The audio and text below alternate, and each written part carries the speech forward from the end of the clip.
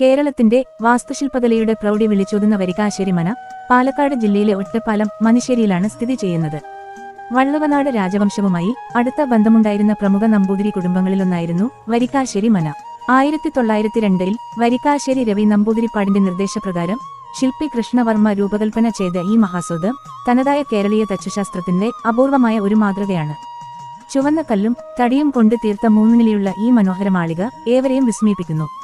വായുസഞ്ചാരവും വെളിച്ചവും നിറഞ്ഞ വിശാലമായ നാലുകെട്ടും നടുമുറ്റവും കൊത്തുപണികളും തൂണുകളും വാസ്തുവിദ്യയുടെ മേന്മ വിളിച്ചോതുന്നു.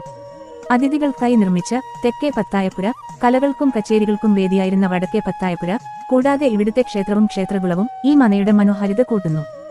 ദേവാസുരം എന്ന സിനിമയിലൂടെ മംഗലശ്ശേരി തറവാടായി പ്രശസ്തമായ ഈ മന തുടർന്ന് നിരവധി സിനിമകളുടെ പശ്ചാത്തലമായി മാറി. ഇന്ന് ഒരു ട്രസ്റ്റിന്റെ കീഴിൽ സംരക്ഷിക്കപ്പെടുന്ന വരിക്കാശ്ശേരി മന കേരളത്തിന്റെ തനതായ വാസ്തുപാരമ്പര്യത്തിന്റെ മഹത്തായ ഒരു സ്മാരകമാണ്.